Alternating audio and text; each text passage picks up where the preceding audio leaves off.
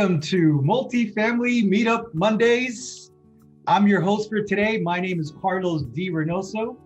Thank you so much for joining us today. We have a great guest with us today. Her name is Madhavi Jain of Think Outside the Stocks. So thank you so much for joining us. Again, I'm your host, Carlos D. Reinoso of Canis Major Investment Capital. This company you can see right here. Ecstatic that you joined us today. We know there's a million places you could be, but you're here with us and we're grateful for your audience. So thank you so much for joining us. So here's what I'll do. I'll tell you a little bit about the show and I'll tell you a little bit about myself, and then I'll introduce our special guest for today. And then right after that, we'll go ahead and let her get started with her presentation. So I want to thank everyone who's here today. If anyone has had trouble logging in to the meetup, I apologize for that. It seems like some of you have had trouble with the pre-registration. Hopefully you guys could join us here today, and because we have a very exciting show. And without further ado, let me tell you a little bit about the show. So basically the show is called Multifamily Meetup Mondays. It started originally as an in-person meetup group. Dan offered an opportunity for someone to be a co-organizer for the group. I jumped on that opportunity, and here we are today. Presenting in front of you virtually. And like I said, originally we started in person and we had to go virtual because of the pandemic. We've been doing it virtual ever since. Now, if you're in the right place today, if you're looking to grow your income, invest in multifamily syndications, and we're also in the right place if you're here to learn, network, and possibly partner on multifamily deals. And the reason I say that is because in the past, deals have been signed and started right here from this meetup in person, and we're hoping that the same thing could happen virtually, and that you could join us for future investments. Briefly, let me tell you a little bit about myself, and my name is Carlos D. Reinoso. I'm your host for today. I am an investor who's invested in joint ventures starting back in 2001. I did some small 5 and 6 units as an investor in joint ventures. And then we sold that back in 2003, 2005, moved over to Georgia. And long story short, we've been doing that in Georgia ever since, investing in multifamily real estate as an agent as well. Also, I've recently been invited as a guest to partner as a general partner on deals for syndications, multifamily syndications here in Georgia, also in Texas and Florida. So that's enough about me, enough about how the show got started. Now I really want to tell you a lot about our lovely presenter for today. Her name is Madhavi Jain. She's got a lovely smile, as you can see. You're too kind, Carlos. So let me tell you briefly, Madhavi is a president and wealth strategist at Think Outside the Stocks, the name of our show for today, providing alternate investment options outside of Wall Street, the Wall Street roller coaster, I should say. She brings a twofold approach for her investors with an efficient savings strategy, including infinity banking and a hassle-free investment strategy using syndications, commercial real estate investments.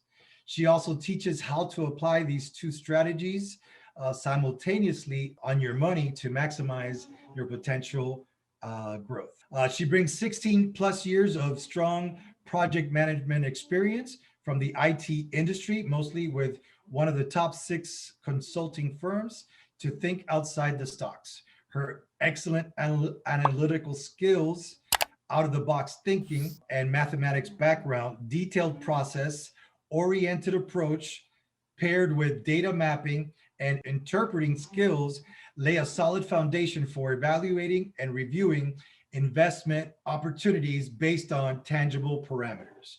She is passionate about education and brings free online education to support the investment journey of passive investors.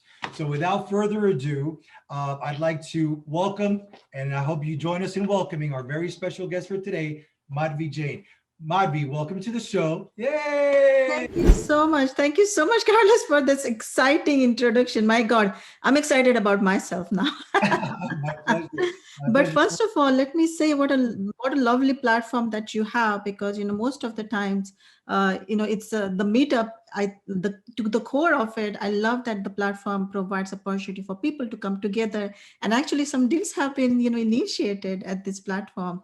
So kudos to you for for this platform, and going through the pandemic, also kind of pivoting it and changing its nature from in person to virtual, and still continuing with it. So thank you so much for doing it, and thank you so much for inviting me here today. It's an honor to be here. My pleasure. Thank you so much for that nice welcome. And so tell us a little bit more about yourself and what you're currently doing in the multifamily space. Yeah, definitely. So, as Carlos said, I mean, it's a grand introduction, but I am the president and wealth strategist at Think Outside the Stocks. And as the name of my company suggests, it's just not about thinking outside the stocks when it comes to growing your money, investing your money, but it's also challenging that typical mindset and kind of breaking that, the structure where you have to challenge and think outside the box, think differently to do this to your money. Do you really owe this to your money, right? So I actually have a little bit presentation today to share on how think outside the stocks and what its philosophy is and what its approach is. So if you don't mind, I can just start sharing my presentation, Sure, by Carlos. all means, go ahead, please. That's perfect. Thank you so much. So as you can see on my screen, think outside the stocks. It's about combining this twofold approach. It's about making your savings efficient and using that savings as if you are a bank to leverage that money to your own real estate investment. So instead of you, just putting it down directly to the investments, it's kind of creating a dam for you, and you kind of funding your money as a bank to yourself and funding it from there for your real estate transaction. So it's kind of like a double bonus approach for you. So just moving on, I think Carlos had enough introduction about me. So as he mentioned that with think outside the stocks, my true passion is about education, right? I mean, I struggle with a lot of education, so providing that free education, we do it every other Thursday, and in fact this Thursday I have an education event coming up too. And I have been speaker at several events as well. Recently I had a family office network event there where I was a speaker, and I talked about this infinity banking system. And I love sharing this because it seems like these strategies have been in that elite circle, or the top 1% of America, but I just like to bring it out, educate it, simplify it, so everybody understands it. So that's really the core of me, the core of Madhvi, from that president or the wealth strategist. That is that the educator, right? So why the wealth management approach is really necessary, right? Because there are wealth destroyers. I mean, our generation right now is building our wealth. We are doing better than what our previous generation did, right? But if you look at the financial fathers, so-called fathers of our country, right? Vanderbilt and Carnegie's and Rockefellers, right? They had millions of dollars when they passed, and that's today's dollar value. They had billions of dollars. So it's very curious for me to see that what really happened to this like big pot of gold. It's like that big pot of money that they started during their generation. They worked really hard for it, and every penny saving, investing, that's what they did, and they created this big pot. It's very curious to see that 6 7 generation later what's really happening to their money, right? So with Vanderbilt family, they're known, one of the known heirs, we all know him, our favorite Anderson Cooper. And he is essentially, he inherited 1.5 million from that billions of dollars of empire. So my question is really, what happens? Why does this wealth get destroyed? So we think outside the stocks. My perspective is a little bit of about a bird's eye perspective, not just looking at saving and investing your money, but taking a little bit upper look and then looking at what exactly is destroying our money. How can we protect it? How we can just put a cap around it and we can preserve this wealth, right? With Carnegie, he insisted a lot on giving, and giving is great, but he gave from the source of the money, right? Versus the John D. Rockefeller and his generation, even 7 generation later, there's billions of dollars. The total wealth of this family is about $11 billion, with 150 plus heirs kind of being fed from this infinite flow of income. And what they did was really smart. They didn't break out their wealth. They actually supported, they just invested from there. And that's typically from the family office concepts. So they invested the big pot of money. That's where that they can keep on doing. And they fed the income cash flow from those systems to the heirs. And mostly they, they started funding their infinity banking system. So whenever there is a new baby is born in the family, they actually create the infinity banking system. So when they are like 2025, they have a big pot of money sitting there. They can use it for business or whatever purpose they want to do. And also they're also supporting millions of dollars in charity, because that's the cash flow which is consistently going towards the charity. So that's really the perspective I like to bring it for my investors, that instead of just looking at right now what we are doing with our money, saving or investing, just take a bigger perspective and kind of put that kind of a fort around your money castle, right? So essentially that's the wealth maximization approach that I encourage my investors or everybody, that whenever you come to think about the money, think about how you're growing, preserving, protecting, and passing this money. So with that, I start identifying the problems. What is really our problem today, right? I think we focus a lot on investing when it comes to real estate. And Carlos, you have the multifamily syndication, that kind of education going on in this meetup. Really great, but I think stepping up back a little bit and looking at our savings, that's really our problem area. That's our first problem area, is we are not making our savings efficient. And savings is typically, it's the emergency buffer that we keep it in there, or it's about education money that we are keeping for our children, or our parked dollars between the two investments, right? We are just keeping it in the banks. We think bank are FDIC insured, right? So we think that, okay, if I put 100K there, my 100K is going to be there. But my question is that really ask yourself, is the bank doing us so good, right? So in terms of the money that they are, we are saving with the banks, we have lower interest rates with the bank. We have tax liability on top of it. We have about 3% in inflation. And with all these problems, it's really the in-hand money we have. We are losing its present value of the money, right? The second problem we have is the investing problem, which is, typically when people are saving in the stock market and they have, volatile investments, it is really, that looking back at 10, 20 years of growth, what is really that growth that they're doing? What is their tax liability on that growth that they have, either today's or the future tax liability? What is the risk managed, investments, or how volatile it is, right? And in terms of diversification, mostly they're going to look at the diversification outside inside of the stock market when they go to the financial advisor, right? And in terms of being a passive, what kind of babysitting that they need for investing this money. So given that, all this aspect that we look at, we think outside the stocks. My ground rules about helping people is, I don't want to do anything that they want to do. I don't want to do that something that they don't need to do, or they can't afford to do, right? So we think outside the stocks. It's really about, one, focusing on your net worth, growing your net worth. Second, to reduce your income tax liability, because I think that's where most of the money leakage is happening. And third is to increase your money monthly cash flow, so you're moving towards your financial freedom dream much sooner than what you can think about, right? And at the same time, just keeping everything passive, right?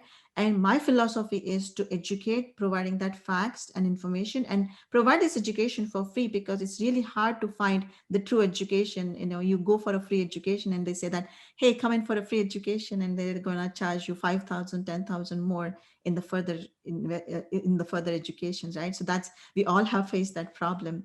So this is really what my philosophy with things outside the stocks is: empower you with that education so you can take your own decisions, not just based on the gut feeling, right? So we think outside the stocks. That's the twofold approach. Number one, most important, is making your savings much better.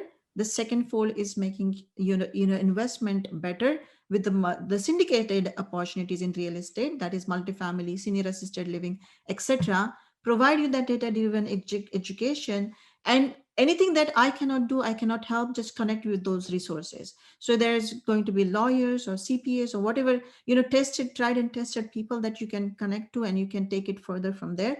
Everything is doesn't have to be about business. It's about what kind of value that I'm adding, what kind of problems I'm solving for these people. Because when it comes to money, really genuinely, if people have problem with money, it just takes away the peace. It just takes away the day-to-day life, right? So that's essentially the think outside the stocks, approaches.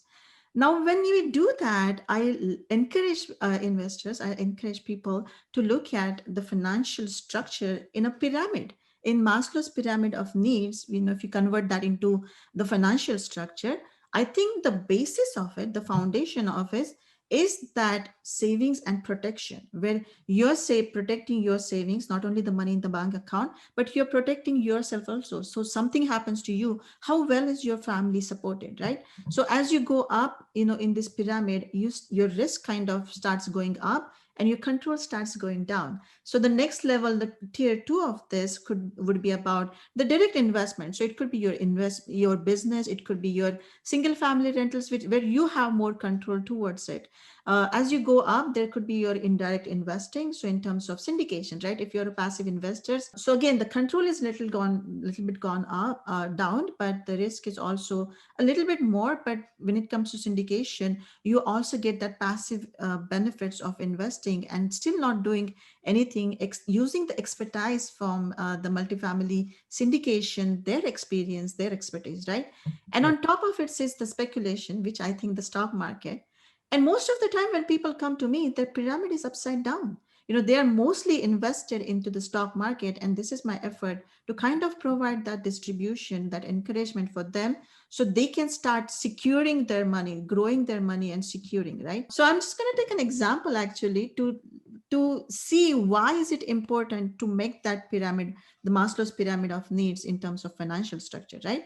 See, let's take an example of a 42-year-old who's 65-year age is the age of retirement, 150K as annual income with a 3% growth in his income, and with a 100K savings, which is maybe, conservatively growing with 6% kind of year after year growing, right?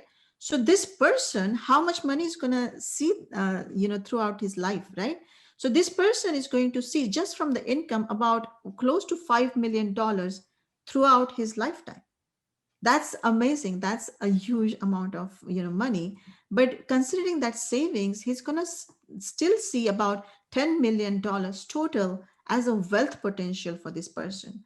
So it's really the question we need to ask ourselves, that we are going to see this huge amount of money flowing through our systems. What are we going to do about it? How are we going to harness it and preserve and protect it, right? So if I really like this kind of a visual, when we look at the lifetime capital as this big tank, and we have like a small pipe, which is our annual money flowing through the system. The first filter that it gets capped is the tax filter. So we lose a little bit money there. Some of if we fund our standard of living with it, our expenses, our current standard of living, our kids, etc. From time to time, we push it up this chute, which is in the two tanks.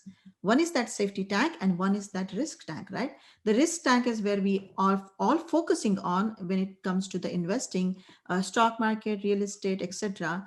But the right hand side is your safety money. That I call it your sleep well money, because that's the money that we always have it in bank account. If something happens to my business, if to me, I can take it, I can take care of my family's expenses, and we should be fine for this, forever. For 4 months, 6 months, everybody has their different threshold, right? Right. So that important aspect of it is that there is a lead to it and there is no evaporation happening from it, right? On the left hand side, we do take some risk, some evaporation happen time to time, and there's also some tax liability that we have to we have to face, right? So this is really what our money, the river, flows throughout our system.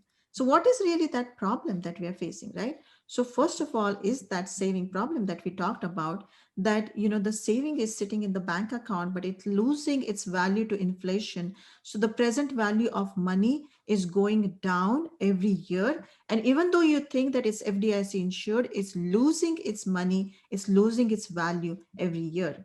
And so that with the with that, today I want to focus on just the infinity banking system as the saving system with you, Carlos, because I know multifamily gets talked about a lot. The syndication gets talked about a lot on your meetup. So people here are already, are aware of that, are expert in that. So I want to focus today about being your own bank, kind of an infinity banking system, right? So why think like a bank, right? So think about an example. Suppose you have $10,000, you give it to the bank to safekeep. The bank gives you 1% interest back. Of course, there's a tax liability on top of it. And suppose somebody else, or you take loan that $10,000 loan, and bank loans you that with an 8% interest on an average. I mean, they have different products, right? Credit cards, stuff like that. That's about $700 profit, but that's 700% profit. So think about how annually, what's the strongest, rate of return that they have received from this money. So essentially, that's why I want to encourage you to think like a bank, right? Suppose you start investing or you start saving in a savings account, 1,000 a month at the rate of 6% growth. If we are growing it and compounding at that 6% for 30 years, this 1,000 per month has a potential of making $1 million.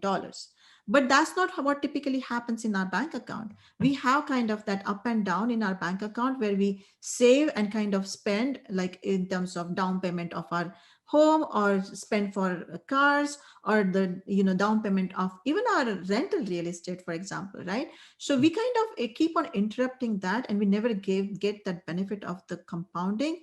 And with the infinity banking system, the strategy is basically keep on getting that benefit of compounding inside the system.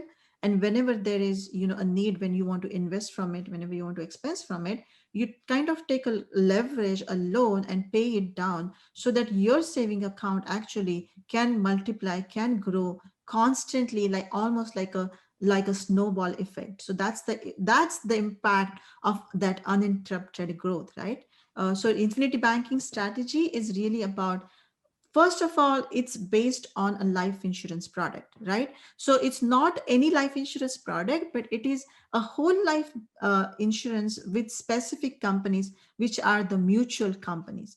And number one thing, very crucial thing, is the core of it is that you have to build a very strategic structure. So don't mistake this with your regular life insurance, but this is a very strategically structured life insurance policy. The second step of it is that you basically max fund this so that you optimize the growth, because these companies have been providing dividend year after year for over 100 years.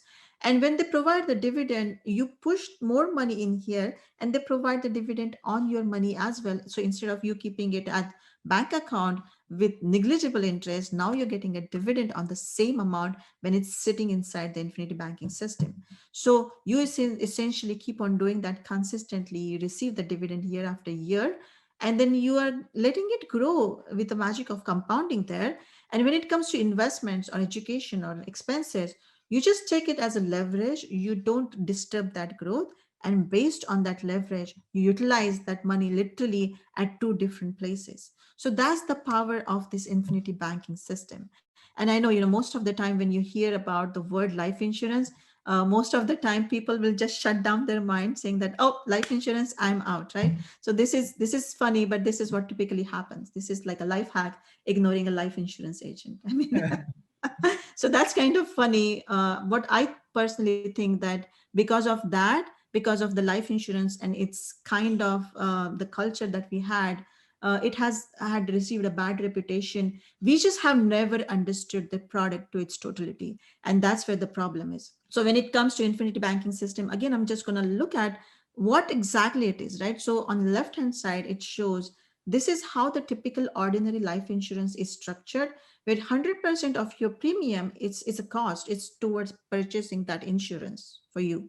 But in infinity banking system, we kind of flip that priority. The priority here is the death benefit, and the cash value accumulation occurs on the left hand side. But on the right hand side, the essential effort is to reduce that premium, that expense. And in the first year, it's almost like, one third. If we can make it more efficient, we do that. But my effort is reduce that cost. And then that two-third is basically what your money will be sitting in the bank account. Instead of that, it's sitting into this insurance policy, the whole life policy, so that it kind of accumulates that dividend year after year for you, and that's why it's growing much better than what the banks can provide you, right? So it's really reducing that cost, slashing that cost, and improving your efficiency of your money, at the same time providing you that flexibility and liquidity. Anytime you need that money, it's accessible to you. It can be literally accessed the moment that you implement it, within couple of days, couple of weeks. You can really literally access from it, and you can invest from it. So I'm just going to have a quick 5 minutes lesson, because when it, like I said, when it comes to life insurance, people kind of shut their mind and don't think any further. I think it's important for us to understand, just as we understand the multifamily to its core, it's important for us to understand to the core, why are we using the life insurance as a baseline for this infinity banking system. So for example, if you need a $1 million insurance, the kind of the minimum is determined by the insurance company, and the maximum is decided by the IRS. And for that minimum, you could literally buy a term policy, pay maybe $1,200 per year for that policy, and the maximum is determined by IRS. It's kind of a limit based on the face value, then $1 million of life insurance. You could push about 40,000, say, in that policy.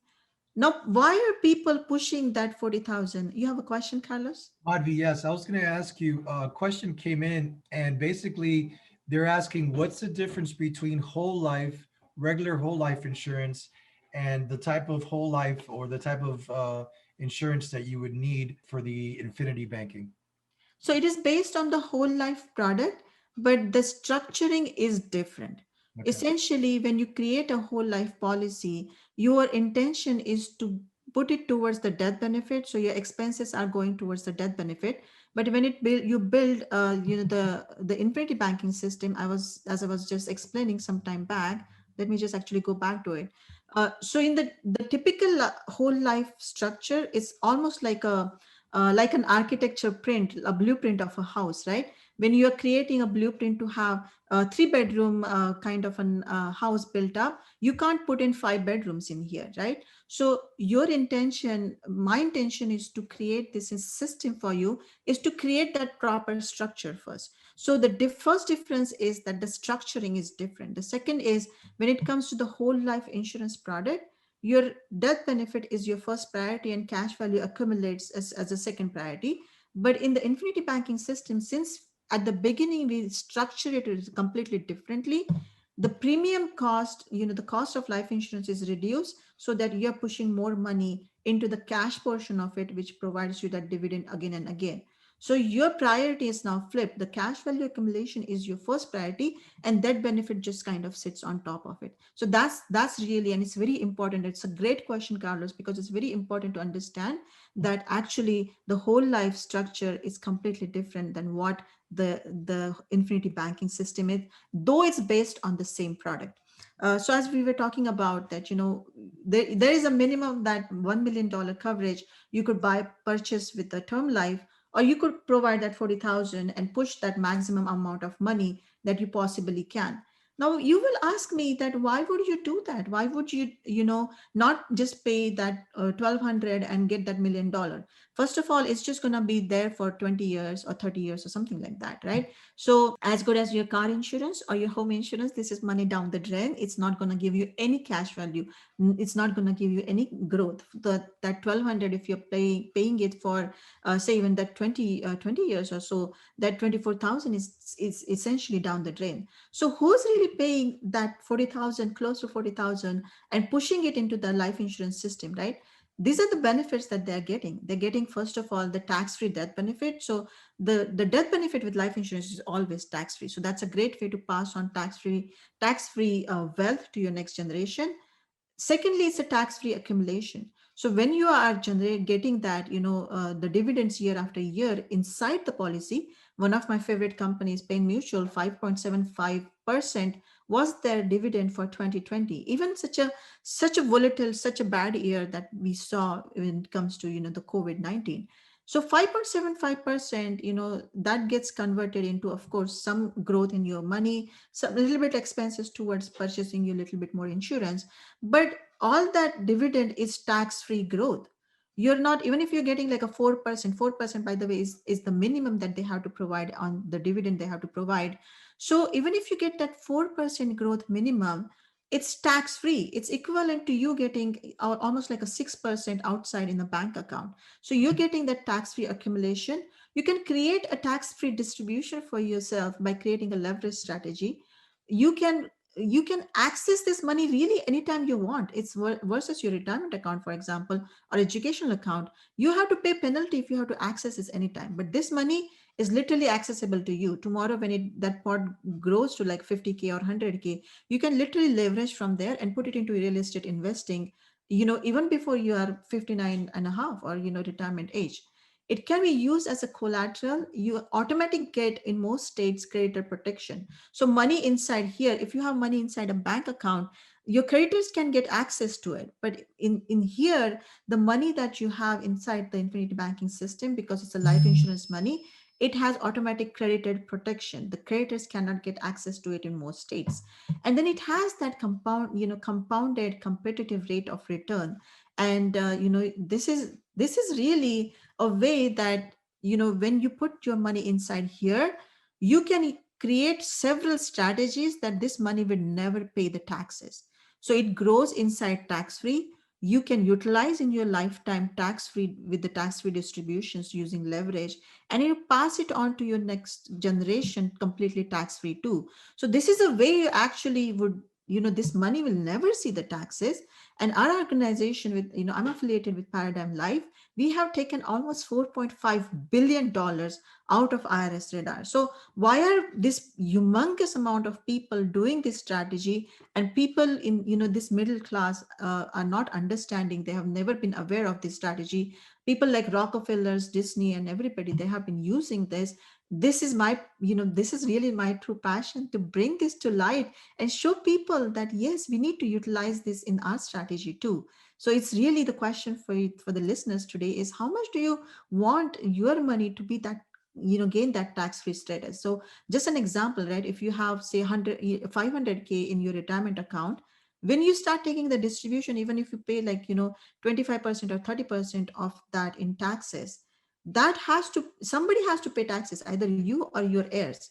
But this is the money that you never have to pay taxes. So the same visual diagram that we saw earlier, in terms of the right hand side where you had your bank account, now instead of the bank account, your money is going to sit into the high cash value life insurance policy. It's going to get better growth, and the life insurance, the death benefit, as an added benefit, just sits on top of it. It has a tighter lid now. It never evaporates. This system has gone past through 2008 recession, even Great Depression. It has never lost a penny to anyone. So even if you go back and look at 2008, these companies have provided consistent dividend even during that period, even during the Great Recession, right? So that's essentially the advantages of having this infinity banking system, the efficient savings and protection, which can provide you not only just the safety, liquidity, but high rate of return and no taxes for this. So essentially, and I just wanted to take few minutes. I know we have 30 minutes into my presentation. So Carlos, just wanted to check with you how much more time I have, so I'll focus on accordingly. Yeah, you got about 15 minutes or so. You're doing Oh, great. that's good. That's perfect. Yeah. So now if you ask me that, should I just take this money, put it in the infinity banking system, and never forget, and just forget about it, let it grow? Mhm. That's one way of doing it. But I think the power of infinity banking is using the same dollar at two different places. And how you do that is, say, for example, right? If you have, say, a rental house that comes up, right? In rental house, if you have, say, 200K as the value, would you just, if you have 200K in your bank account, would you just put that 200K as a complete cash out and purchase that rental? No, you would Never. take it from a leverage, right? You will Mhm. take a leverage of 80% or 75% that bank will allow you. So similarly, in infinity banking system, what you would do is that when you now have replaced your systems, your bank account with the infinity banking system, so that's how it will look like, that you will have your reserves there, and then you will also have your parked money sitting there, right? Your investment money sitting there.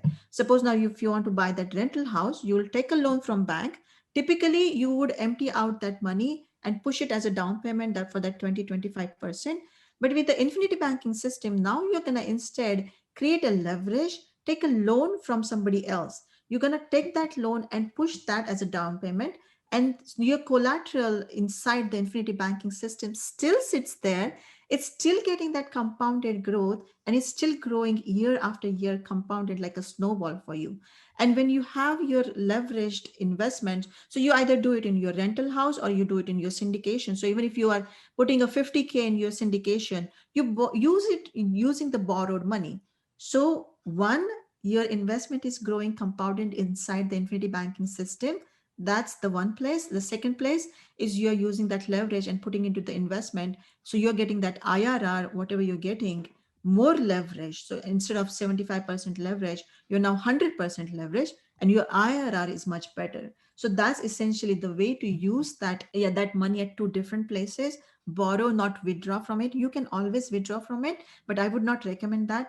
And this is how you can have your money do two different jobs at the same time, and you have a better growth from it, right? Now, when I say this to people, people quite frequently ask that, hey, and people are used to actually taking their own loan from their retirement account and paying them that interest, your own self. And people ask that, why would I borrow from somebody else? Why would I not borrow, from myself and pay that interest to myself? Well, here is the reason. Say, for example, you have that 50K, you borrow with 6% interest from somebody else, right? In the first example, when you have that rental, say if it is you're paying it down in 25 years. In 25 years, for that 50,000, you're going to pay 46,000 in interest. You would say, Madhvi, that's almost the same amount of money that I borrowed. Why would I do that? This is why you would do it. Because if you have infinity banking system growing inside for you, the same 50K at 6% interest, you are actually earning, more than double, 164,000 in interest, and that's your final balance in here.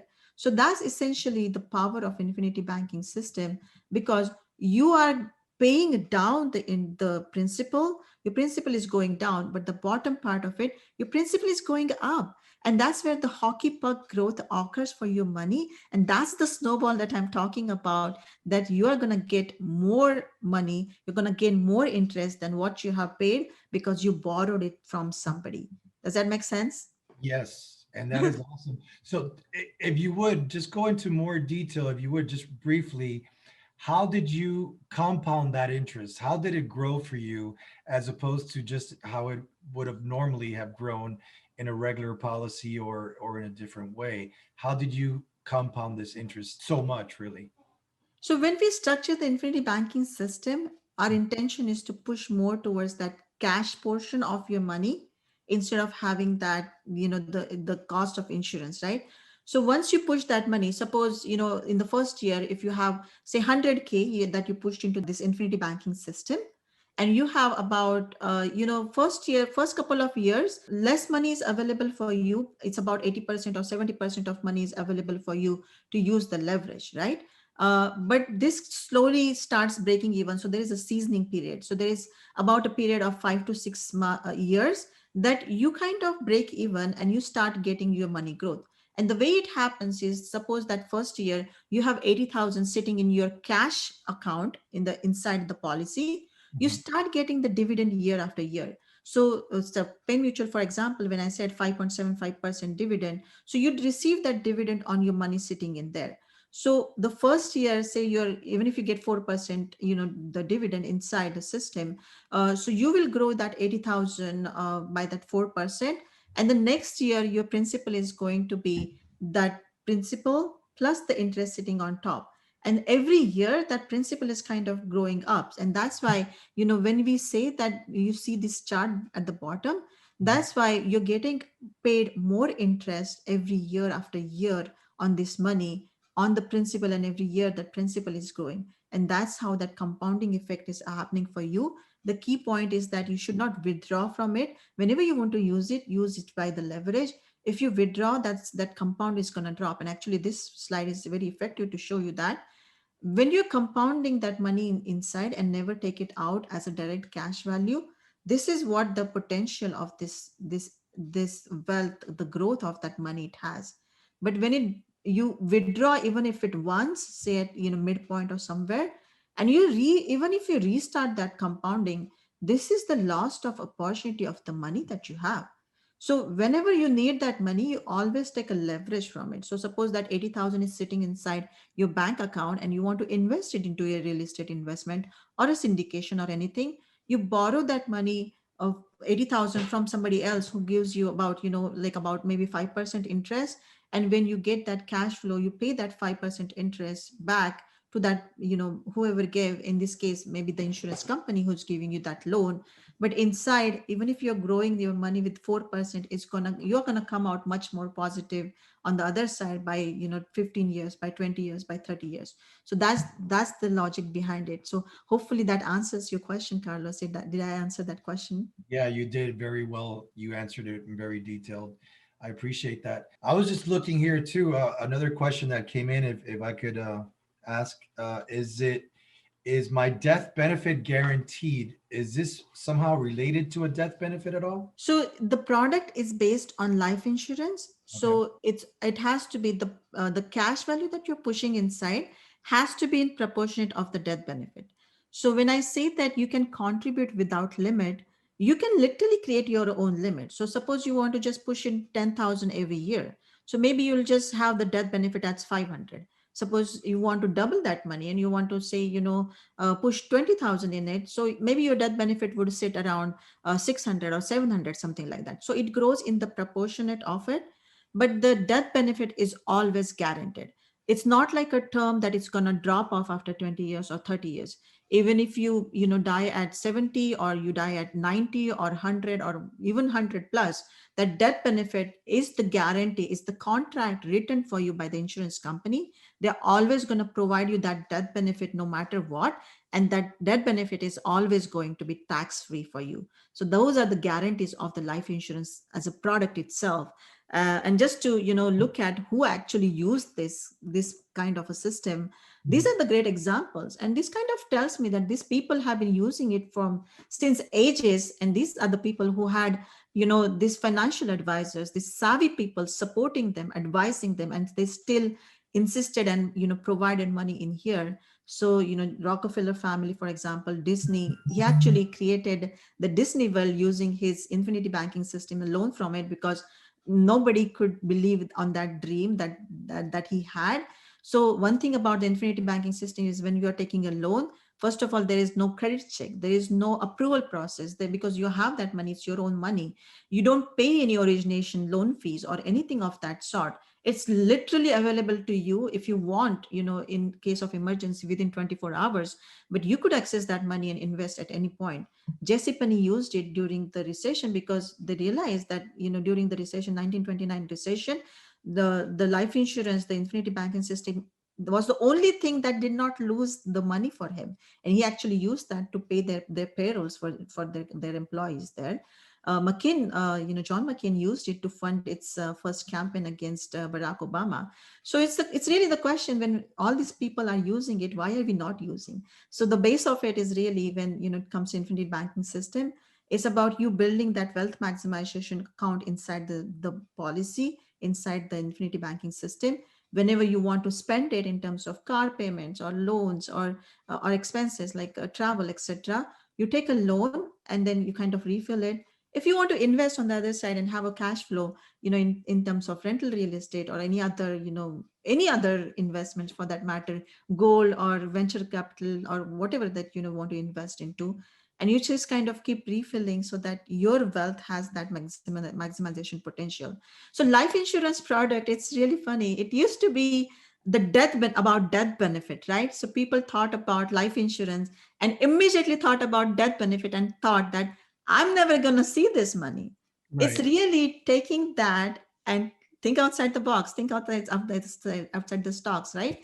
That you're taking that kind of a belief, turning it around, and you utilizing your life insurance while you're alive. And this is how you can do it. You're literally living your own life insurance. First of all, it has never lost money in over 100 years. You can create it without contribution limit. You can have a tax-free growth and distribution. You can have guaranteed returns. This is the only thing that can provide you guarantees. because it's providing you proven dividends year after year. But the 4% guaranteed is written into the contract. You have easy access in case of emergency, or whatever you want to do. No credit checks, no approval, no loan origination fees.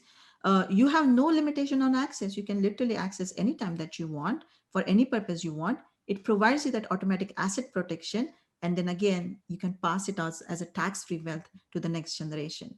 So that's essentially, we are almost at the end of it. And really, I would encourage listeners, this is what is going to happen right after the meeting, right?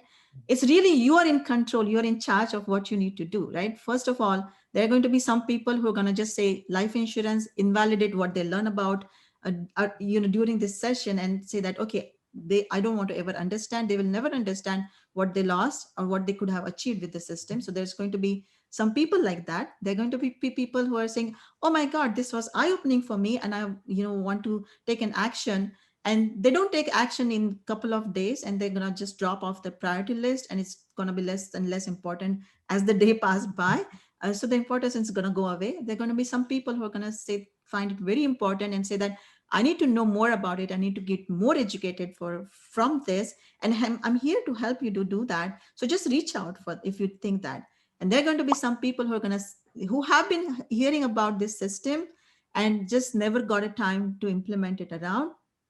But it's really, you would encourage to take that action now, because time to act is not tomorrow, it's not today, it's time to act is really now. Because if you don't take action now, this is just going to wipe off your radar, and it's just going to go off, right? So here's what I have as an offer to your listeners today, that I offer a 60-minute free strategy session, so I can help you show how it can work in your specific scenario, how you can utilize this. So all you have to do is just go to Infinity Call, the bit.ly/Infinity Call, all lowercase, and schedule that call with me, or just write to me at Madhavi at Think Outside the Stocks.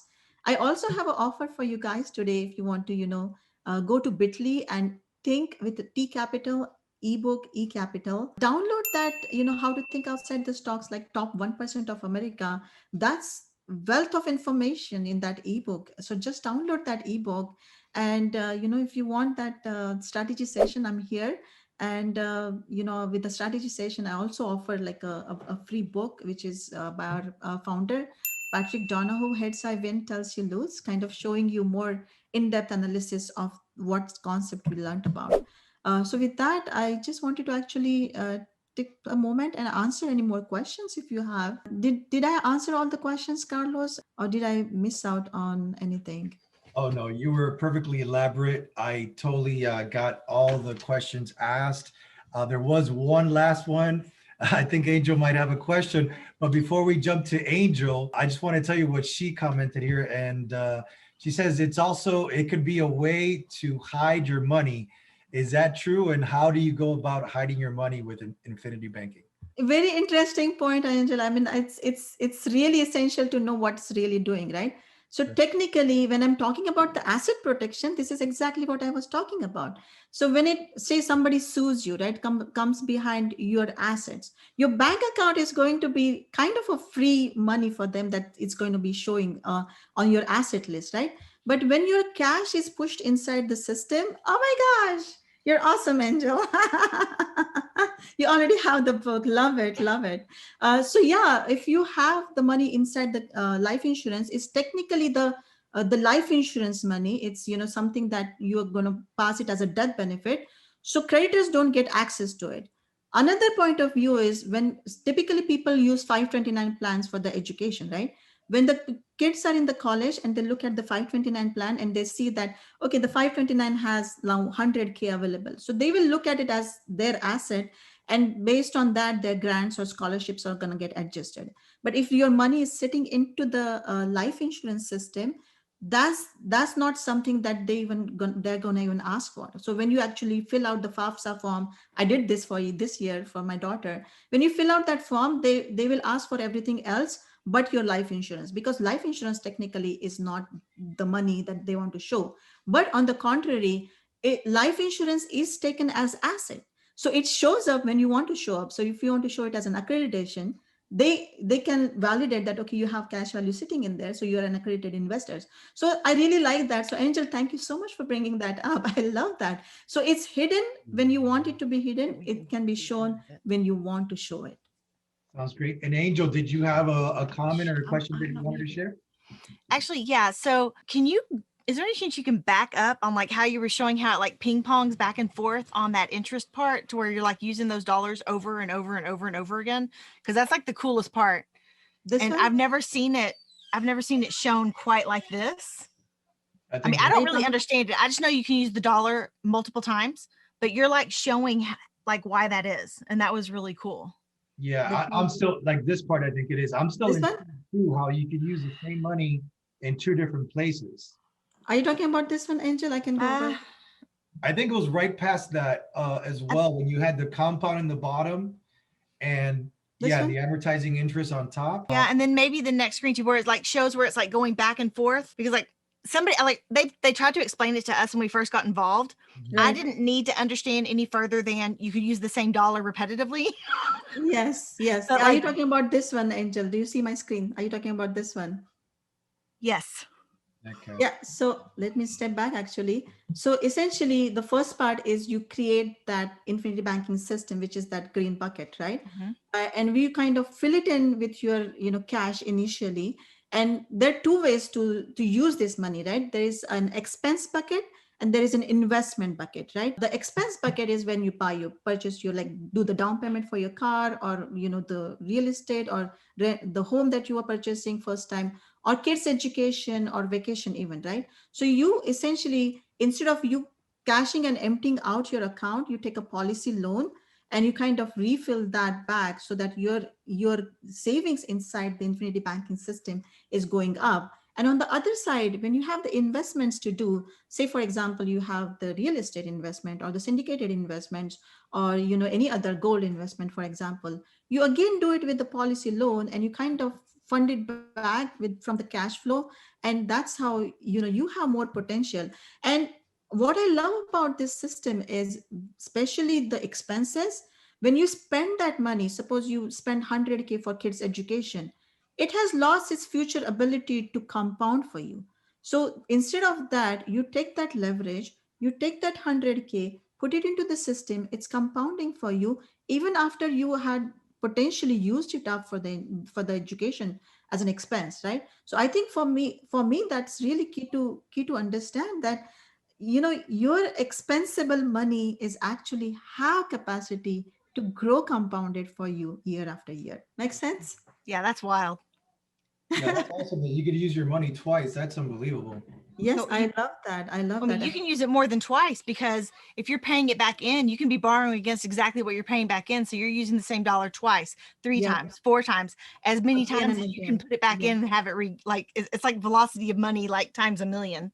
Absolutely, absolutely. And then, I like to think about it as a snowball, that you can literally start the snowball at the top of the mountain and get it rolling till the day you die, because that's when the entire big pot of money is going to get passed as a tax free, completely tax free to the next generation. So you're still utilizing it. You're still, without taking away from the snowball and its velocity and its momentum, you are still utilizing it because you're literally using OPM. You're using OPM for doing your investments or whatever you need to do. So while we are using the same dollar at two different places simultaneously, we are using this money over and over again to the lifetime of this money. So this is so exciting. I'm so excited to see, Angel, you so excited about this concept.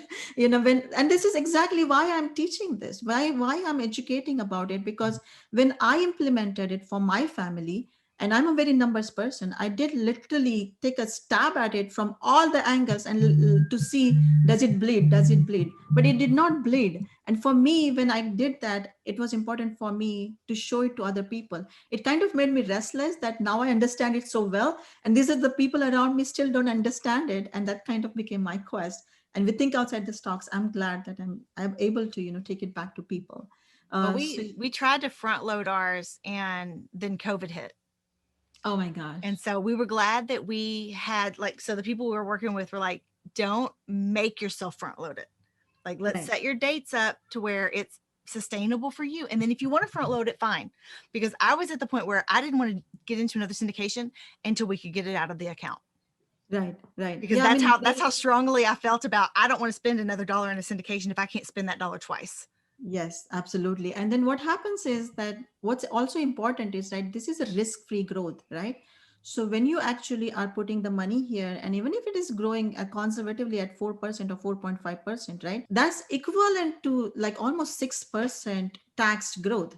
So I always encourage, my investors that unless that risk is worth to take beyond that 6%, if it is providing you more growth than 6% and that risk is worth taking. Now syndication is still safe money, but if you're putting into the stock market and it's not even returning you 7% year after year consistently, then the question is really, do you want to take that risk, or do you want to go ahead and put that money at risk? Because this is not losing your money ever. If your 100K becomes 150K, your 150K is secure. If that becomes 200K, your 200K is secure. It never retrogrades. And it's really important to understand that we are growing our money but not losing it. That's also a preservation factor. And that's what, I really like to consider when people, look at growing their money, because it's not just about just the saving and just the investing part of it, but it's that saving and investing and preserving and protecting and passing it to the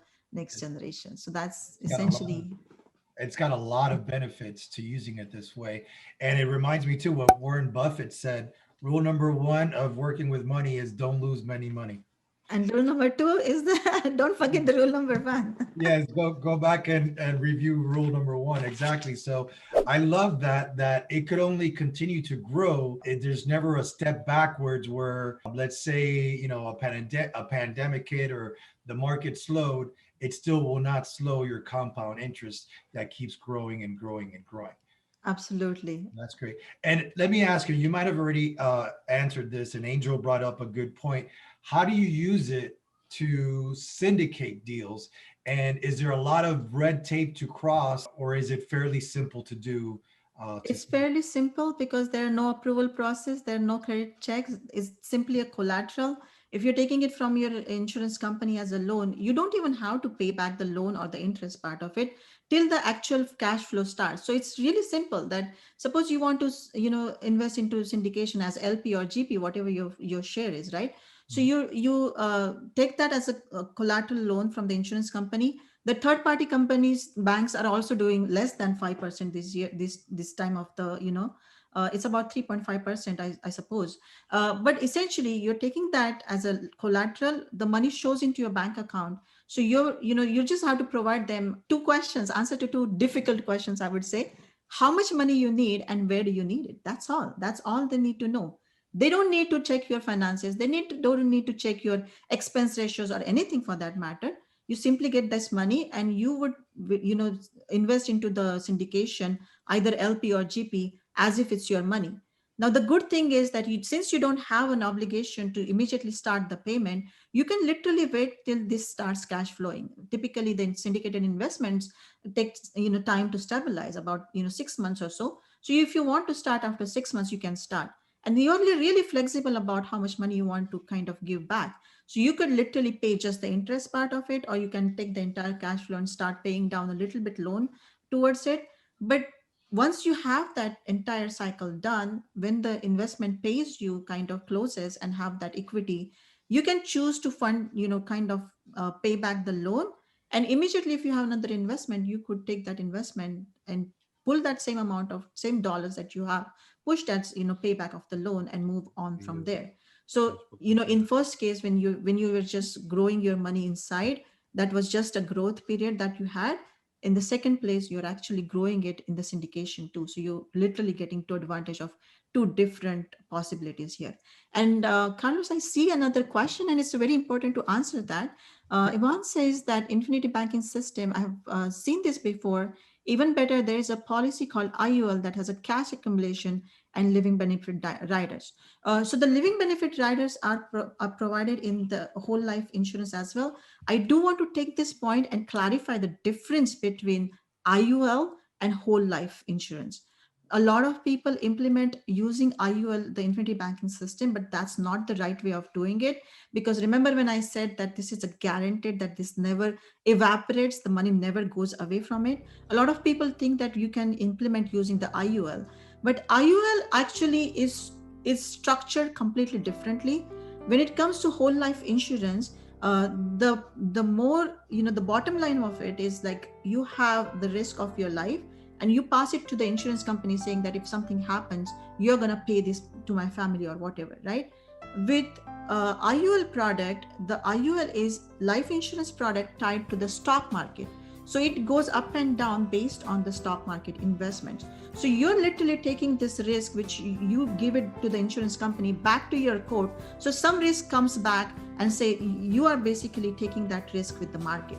And I understand that it's kind of an investment product and it's a life insurance product, but pulling that together is, I think, it's a combination of two good products creating one bad product, because the life insurance cost in IUL is an increasing cost. In life insurance, the whole life insurance, the cost of insurance is constant till the day you die. It's not changing. But in IUL, it's a renewable term every year, so the cost of insurance is growing. So when they say that, when they often say zero is your hero, that when the stock market goes under zero or has a zero, you have a floor that you will never lose that money. But on that year, suppose you have 100K in your policy and the stock market is minus 2% or something, you will not lose the money in terms of investment, but your cost of insurance, suppose that's 5,000 or whatever, it's still going to come out of that 10,000 and you're going to retrograde. So your 100K can become 95K in that year. And as your age grows around 75, it's so unfortunate, as a typical term insurance cost keeps on rising at the 75 years of age, it's a huge cost of insurance, and it's going to start eating up your cost, your cash value inside the policy. So it's really important to understand that IUL is not a right product for implementing the infinity banking system, but the whole life, because that's where all the guarantees comes in picture. Gotcha. So I know you have to start with the breakout rooms here pretty soon. So I'm just going to take a pause here now. Appreciate that, Madhavi. And just a quick question for those who don't know, what's IUL? I've worked in the insurance industry before, so I'm familiar, but for those who don't know, if you could just give them a quick explanation what IUL is. Yeah, just that. How? Yeah, IUL is Index Universal Life, and it's tied to the stock market investments. So essentially they will have like a floor or the top, so that when you invest, when you put your cash value into the life insurance product, is actually some of the investment goes into the stock market.